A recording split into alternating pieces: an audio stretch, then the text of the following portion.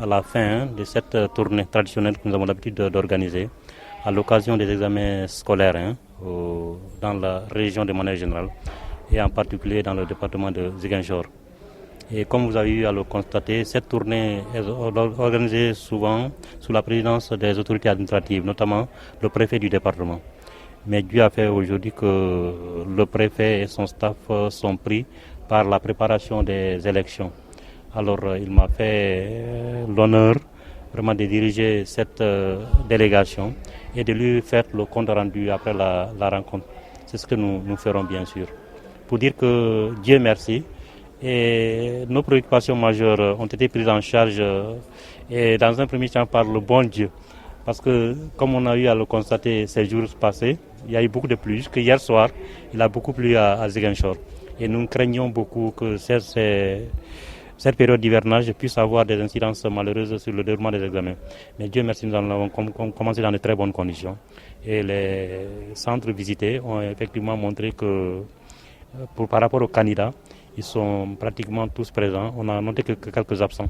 Et comme on a l'habitude de le vivre souvent, ces absences, on n'a pas encore les détails des raisons liées à ces absences-là, mais c'est souvent des candidats libres. Mais je pense que c'est à minimiser. Ce n'est pas trop important. Je pense donc de manière générale, les choses déroulent dans de très bonnes conditions. Donc le taux de présence des candidats sont assez stables. Je pense bien. Bon, par rapport au taux, on ne peut pas se prononcer pour le moment. Parce qu'en tout, on a presque, je crois, en tout, quelque chose comme 4434 candidats. Et là, le centre, on a 31 centres pour 32 jurys. Alors, on ne peut pas ramasser sur les taux si on a visité que 3 centres parmi ces 31. Mais j'ose croire, compte tenu des statistiques que nous avons reçues, que les absences vraiment seront à minimiser. Voilà, les enfants ils sont présents, ils sont vraiment venus massivement, surtout d'abord par rapport aux surveillants. Et de passage, je salue les partenaires sociaux pour dire que le message est passé. Parce que ce sont tous qui sont en interface entre nous et les enseignants de manière générale pour qu'ils répondent massivement à ce genre de convocation. Et je pense que vraiment il n'y a pas de péril en la demeure. À part un centre près. Les 2 centres que nous avons visités, il n'y a aucun surveillant absent. Mais pour les correcteurs également, on a noté 2 absents parmi les correcteurs de français. Parce que pour cette matinée-là, ce sont tous qui sont concernés. Et ils sont à moins de 9 ou 10 qui doivent être convoqués. Et je pense que pour le moment, on n'en a que 2. Ils peuvent mettre des retardataires, parce que l'heure n'est pas encore passée pour qu'ils soient là pour faire les corrections dans les bonnes conditions. En général, dans ce genre de figure, ce qui pose problème, c'est le commencement. Et le premier jour, souvent quand il n'y a pas de problème, pour les autres jours, je pense que ça ne se pose pas normalement. Bien, maintenant, en cas de force majeure liée à la pluie, c'est surtout en rapport avec les parents d'élèves. Donc si j'ai un message à lancer dans ce sens-là, vraiment qu'ils s'y préparent.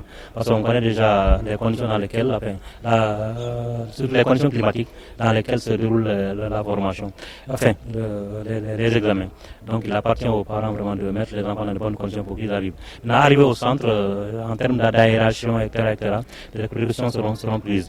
Même en termes d'anticipation, ça peut être lié un peu, peut-être un petit retardement de la mise en œuvre des épreuves, quelque chose de 10 à 15 minutes pour permettre à tout le monde d'être présent, si au cas où les pluies anticiperont. Maintenant, dès qu'ils sont présents, on pourra gérer. En termes d'aération, parce que les centres choisis en général sont électrifiés. Bon, et également, s'il y a à fermer des fenêtres et des portes, je pense que par rapport à l'aération, on a pu anticiper. Donc pour le moment, pas de manquement, pas de dysfonctionnement dans les établissements. Non, pour le moment. Bon, avant de quitter l'IEF, on avait déjà reçu quelques informations et il n'y a pas de problème majeur.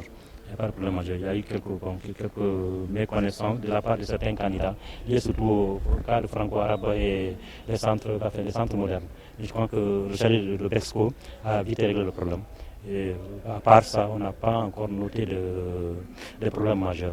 Et également, nous avons des équipes sur le terrain, des experts sur le terrain, pour la supervision des différents centres. Et même au sortir de cette tournée-là, les 2 véhicules seront également sur le terrain. Moi, personnellement, je vais me rendre sur l'axe MPAC pour voir sur le terrain ce qui se passe.